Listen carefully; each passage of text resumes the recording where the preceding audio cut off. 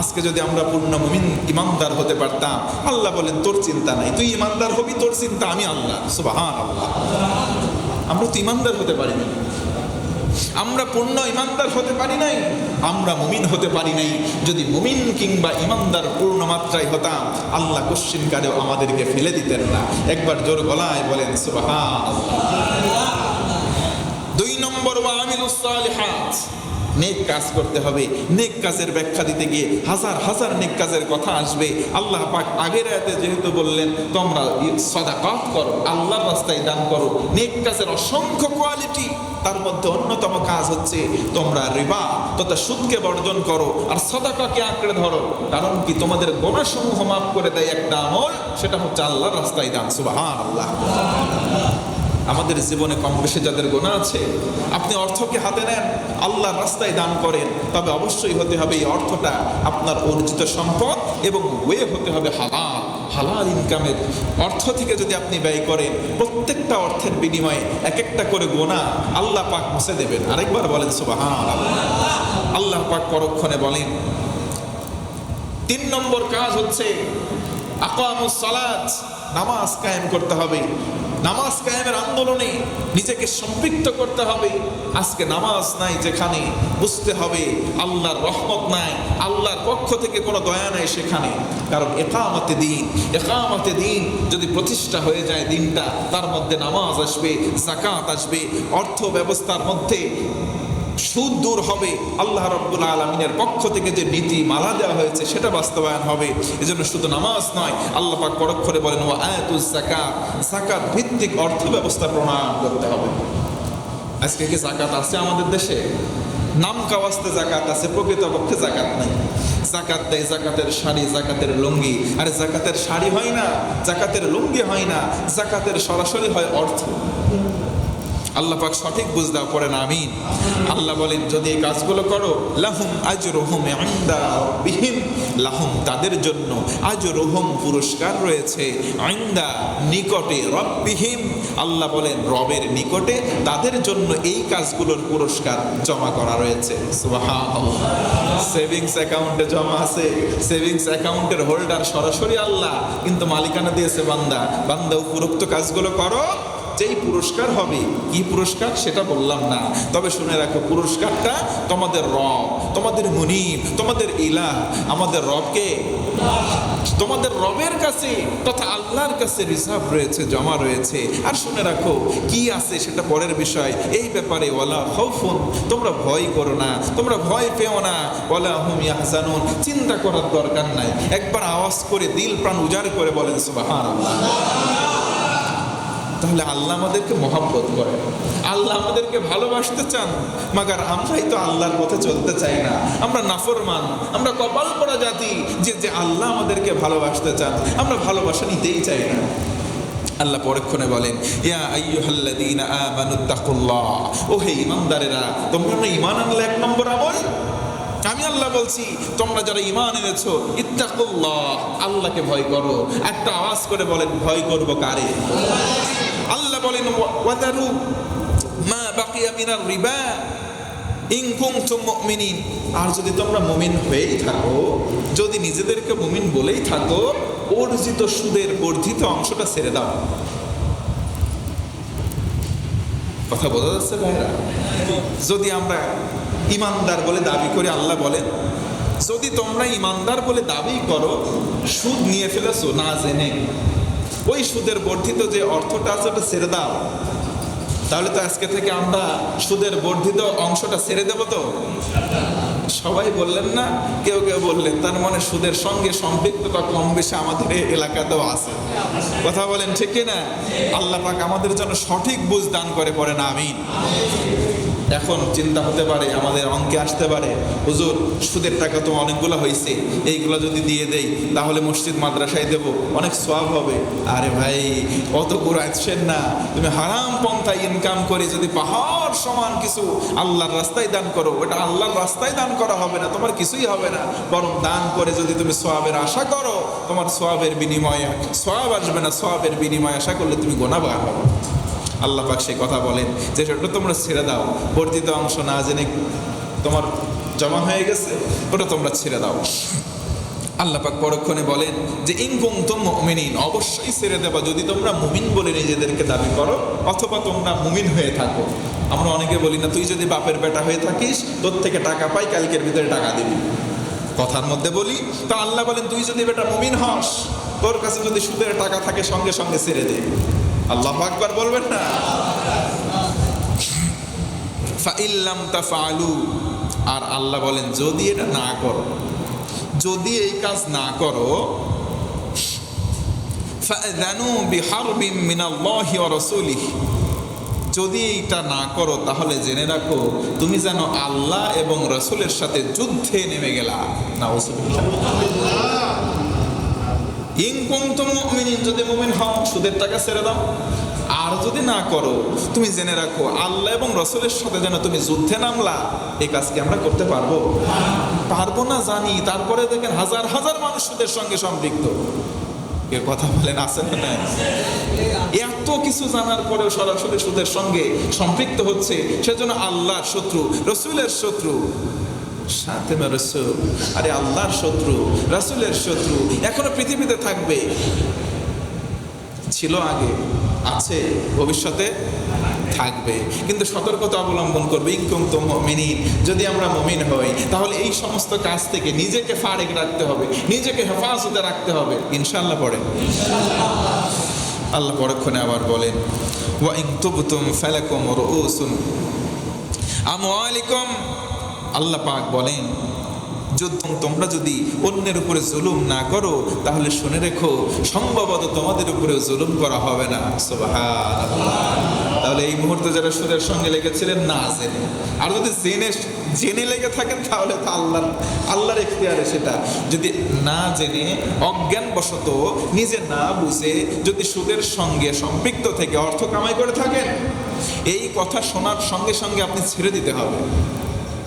ছেড়ে দেওয়ার পরে আল্লাহ বলেন তুমি ওখান থেকে সওয়াবের আশা করো না, আর যদি মানুষদেরকে জুলুম না করো, এই টাকাটা যদি ছেড়ে দাও, তবে শুনে রাখো সম্ভবত আল্লাহ তোমাদের উপর জুলুম করবেন না। সুবহানাল্লাহ।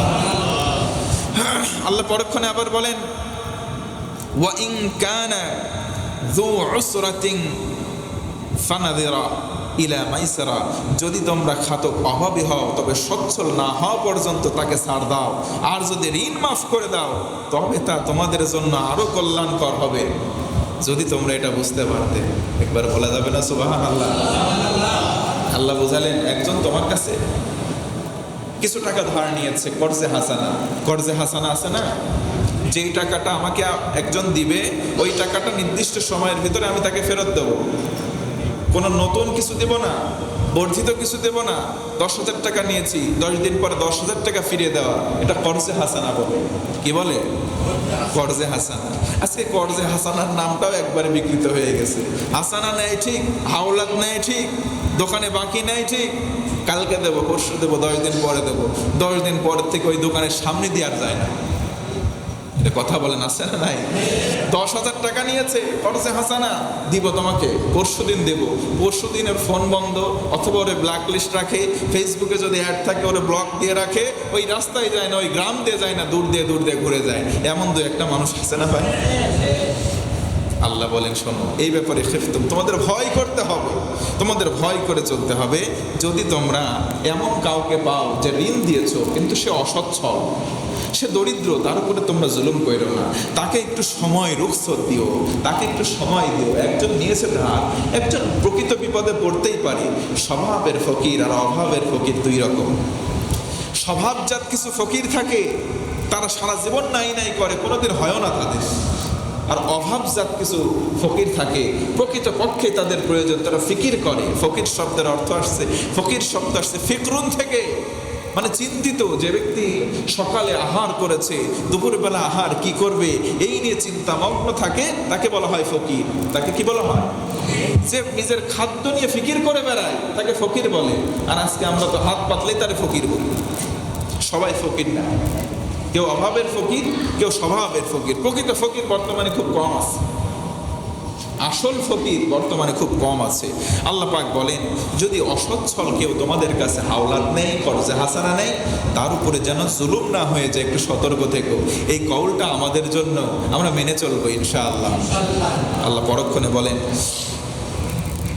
ওয়াত্তাকু, আর তোমরা ভয় করো, ইয়াউমান, ওই দিনের, তুরজাউনা ফিহি ইলাল্লাহ, আল্লাহ বলেন সেই দিনের ব্যাপারে ভয় করো, তোমরা সতর্ক হও, যেদিন আল্লাহর কাছে তোমাদের সবাইকে ফিরিয়ে আনা হবে।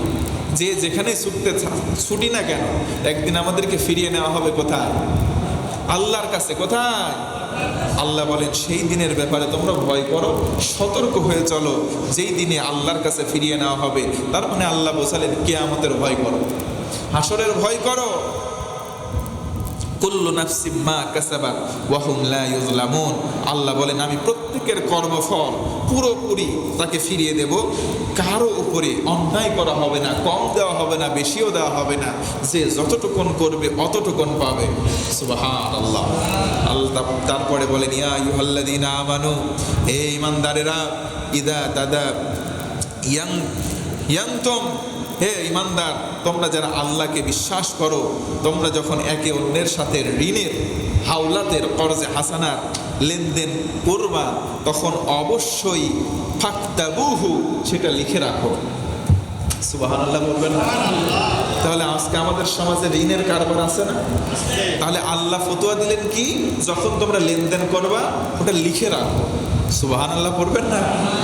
আল্লাহ কত সুন্দর কথা বললেন, যখন কারোর সঙ্গে আর্থিক লেনদেন করবা ফাকতুবুহু, সেটা লিখে রাখো। আজকে আমরা মুখে মুখে নেই, এই জন্য অশান্তি। আল্লাহ বললেন লিখে রাখো। তারপরে কি করবা? ওয়ালিয়াকতুব বাইনাকুম কাতিবুম বিল আদল, আর যে ব্যক্তি লিখবে ওকে তোমরা বিচারক মানবা, সেজন্য ন্যায়ের উপরে সঠিক কথাটা লিখে রাখে। সুবহানাল্লাহ বলেন। আজকে বিশেষ করে একদিন কাজী অফিসে আমি বসছি দাসুরিয়ার, সর্বনাশ, দিনমোহর লিখছে এত 1 লাখ, ওইটা আবার পরে যখন সম্পর্ক নষ্ট হয়ে যায় ওটা 1 লাখের জায়গায় 10 লাখ হয়ে যায়। এমন সাক্ষী হন নাই মনে হয়? এমন হয় না মাঝে মধ্যে? যখন সম্পর্কের বিচ্ছেদ হয়ে যায় বা বিভিন্ন রকম তাদের ভিতরে টানাপোড়া চলে, ওইটা মেয়ে পক্ষ একটু বাড়ায় নেয়, বলে এইটা বাড়ায় দিয়ে দাও। বিভিন্ন কাজই অসৎ আছে, তারাও ওই কাজগুলো করে, তাদের থেকে কিছু অর্থ নেয়। কি আছে না নেই বাংলাদেশে? তো এই যে আল্লাহ বলেন অবশ্যই লেখক হবে, যে কোনো সাক্ষীর তাকে বিচারক মানবা, অবশ্যই আদেল হবে, ন্যায় বিচারক হবে। আল্লাহ পরক্ষণে বলেন শুধু তাই নয়, এই ব্যাপারে 2 জনকে সাক্ষী আনো, 2 জন পুরুষকে সাক্ষী রাখো। যদি 2 জন পুরুষ না পাও, 1 জন পুরুষ 2 জন মেয়েকে সাক্ষী রাখো। সুবহানাল্লাহ পড়বেন না? কারণ কি আল্লাহ আয়াতের মধ্যে বলেন, কারণ 2টা মেয়ের কথা বললেন কেন? আল্লাহ বলেন একজন যদি ভুলে যায় আরেকজন তারা স্মরণ করিয়ে দেবে। এই আয়াত দ্বারা প্রমাণ হয় মেয়ে মানুষ ভুলেই যায়। এই কথা বলেন না কেন? মেয়ে মানুষ ভুলে যাবে, ঘোষণা কার? অনেক যুবকরা বলতে পারেন হুজুর ঠিক বলছেন, আল্লাহ সঠিক বলছে, একজনের সঙ্গে সম্পর্ক জড়াইছিলাম, আমারে ভুলেই গেছে, সে আরেকজনের সাথে এখন আছে। নাউজুবিল্লাহ পড়বেন না? এই বলা নয়, তাদের স্মরণ শক্তিটা কম, আল্লাহ সেই দিকে ইঙ্গিত দিয়েছেন। আল্লাহ তাআলা বলেন শোনো, অবশ্যই সাক্ষীদেরকে ডেকে লিখিত বিষয়টার সঙ্গে তোমরা তাদের স্বাক্ষর নিয়ে রাখো, আর নির্দিষ্ট সময়ে তোমরা ঋণ ফেরত দিয়ে দাও, আর খুঁটিনাটি শর্ত সেখানে লিখে রাখো, যাতে এই বিষয়ে কেউ কখনো বিরক্ত না হয়। একবার আওয়াজ করে বলেন না সুবহানাল্লাহ। তাহলে যে কোনো প্রকার আর্থিক লেনদেনের সময় আমরা লিখিত আকারে ডকুমেন্টস রাখবো এবং সাক্ষী রাখবো, যাতে করে সে অস্বীকার না করতে পারে। আর যাকে মধ্যস্থতা করে, মেম্বার হোক, চেয়ারম্যান হোক, যাকে মধ্যস্থতা করে লেনদেনটা করব, অবশ্যই তাকে আদেল, ন্যায়পরায়ণ হতে হবে। আমরা করবো তো ইনশাআল্লাহ। আল্লাহ পাক পরক্ষণে বলেন তোমরা যদি ব্যবসা করো, ব্যবসার মালামালের যদি বিনিময় করো আয়াতের শেষের দিকে, তবে এই বিষয়ে তোমরা 2 জনকে সাক্ষী রাখো। দোকানদার আছে অনেক, আপনারা হয়তো অনেকে জানেন, এই যে বাঁশের বাঁধা একটা গ্রাম আছে আমাদের পাশে, আর চর বলে একটা গ্রাম আছে, চর কি গড়গড়ি নাকি বলে ওই সাইডে, হ্যাঁ, এদের মধ্যে যুদ্ধ চলতেছে আজকে কয়েকদিন। আজকে সকালে আসার সময় দেখি রাস্তা ব্লক, সেনাবাহিনী তারপরে পুলিশ এসে কি হয়েছে, দেশীয় অস্ত্র নিয়ে ওরাও মিছিল দিচ্ছে, চরের লোক এরাও মিছিল দিচ্ছে।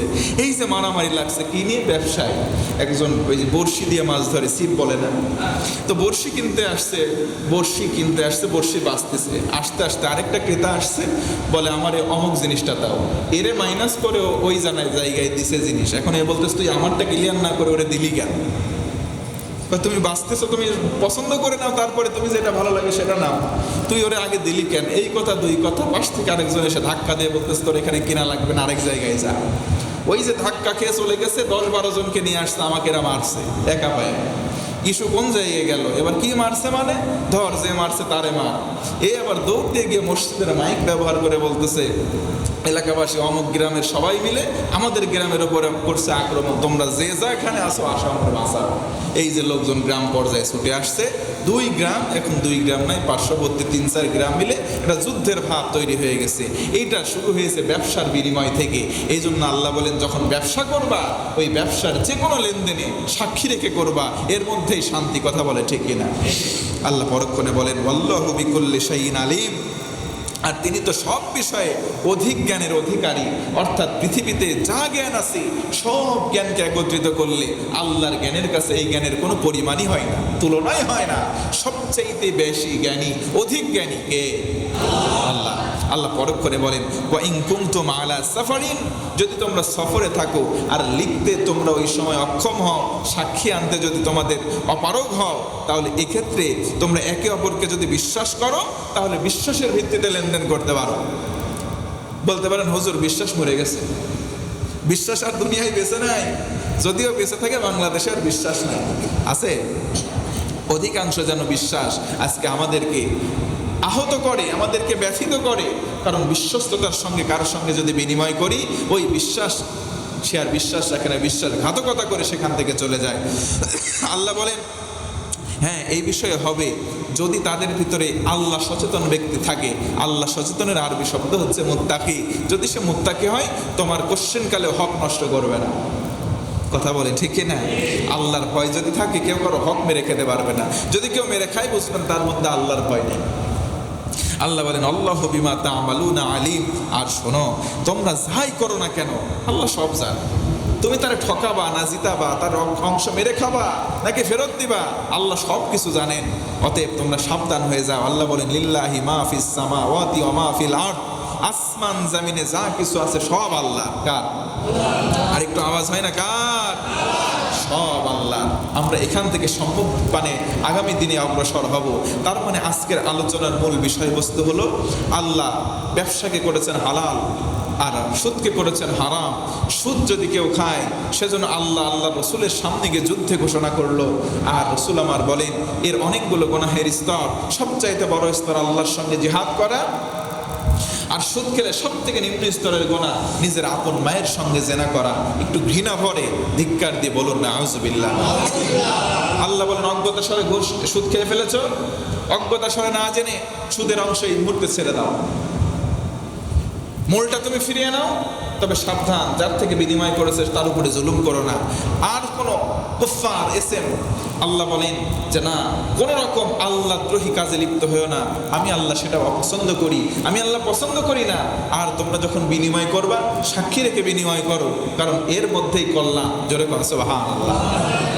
তার মানে এখন থেকে আমরা আরেকটা বিষয় ছুটে গিয়েছে, সেটি হলো আল্লাহ বলেন যে তোমরা যদি গোনা করে ফেলো অজ্ঞতা স্বরে, আর যদি দান করো আল্লাহর রাস্তায়, দানের বিনিময় 1 টাকা দান করবো তো 1টা গোনা মাফ। সুবহানাল্লাহ। মাইনে আরো জোরে বলেন না সুবহানাল্লাহ। কিছু অর্থ বিনিময় আল্লাহর রাস্তায় বিক্রি এক্সচেঞ্জ করেন না, দান করেন, দেখবেন বিনিময়ে আল্লাহ বলেন গোনা ইয়ামহাক, আরে ডিলিট করে দেওয়া হবে, মুছে দেওয়া হবে। বর্তমান আল্লাহ এমন শব্দ ব্যবহার করেছেন যে ডিলিট করলে এখন তো আবার ওই যে রিসাইকেল বিনের মধ্যে গিয়ে আবার থেকে যায়। কিন্তু আল্লাহ এমন শব্দ ব্যবহার করেছেন, এটার ফাইল আর খুঁজে পাওয়া যাবে না। এই ফাইলই আল্লাহ রাখবেন না, একবারে বদল করে দেবেন। ইউবাদদিলুল্লাহু সাইয়্যাতিহিম হাসানাত, আর ওই ফাইলটা গুনাহের ফাইল নেকিতে পরিবর্তন হয়ে যাবে, ফাইলই থাকবে না। অতএব আমরা বেশি বেশি দান করবো তো ইনশাআল্লাহ। ঘুষ খাবো তো ইনশাআল্লাহ। সুদ খাওয়া যাবে? আল্লাহ পাক আমাদের এই যে সেন্সটা রাখছেন, আল্লাহ শুরুতে বললেন যারা ঘুষখোর সুদখোর তাদেরকে শয়তান কাছাকাছি এসে একটা স্পর্শ করে দেয়। কোন শয়তান? পাগলা শয়তান। কোন শয়তান? পাগলা শয়তান। আজকের আয়াতের শুরুর অংশে আল্লাহ বলেন ওই ব্যক্তির ভিতরে হিতাহিত জ্ঞান থাকে না, এই জন্য সে সুদ খায়। নাউজুবিল্লাহ। আল্লাহ রাব্বুল আলামিন সকল প্রকার গর্হিত কাজ থেকে আমাদেরকে যেন ফারিক থাকার তৌফিক দেয়। পড়েন আমিন। আমার বড় ছেলেটা আবারও গুরুতর অসুস্থ, আপনাদের সকলের কাছে দোয়া চাই। গতকালকে পর্যন্ত এখনো স্টেবল হয়নি। আল্লাহর পক্ষ থেকে এটা আমার পরীক্ষা, আমি মেনে নিয়েছি আলহামদুলিল্লাহ। আল্লাহ যেন কল্যাণকর কিছু দান করে, পড়ি আমিন। গতকালকে তাকে এখানে ভর্তি করানো ছিল, আজকেও এবং আগামীকালকে রক্ত দেওয়া হচ্ছে। এখন রক্তও যাচ্ছে না শরীরে, রক্তের পরিমাণও কমে যাচ্ছে। এটা হয়তো আল্লাহর পক্ষ থেকে পরীক্ষা। আমি আল্লাহর উপরে খুশি আছি আলহামদুলিল্লাহ, কারণ আল্লাহ পাক এই যে আমাদের জীবন পরিক্রমার এগুলো অংশ বানিয়ে দিয়েছেন। আমরা অসুস্থ হই, অসুস্থতা দেওয়ার পরে আবার সুস্থতা যিনি দেন তিনি কে? তো এটার মধ্যে আমি মনে করি রিস্ক, এটা লিপিবদ্ধ আকারে সে দুনিয়াতে এসেছে আল্লাহর পক্ষ থেকে এই পরীক্ষা। আল্লাহ যেন আমার পরীক্ষাটা একটু সহজ করে দেয়, পড়ি আমি।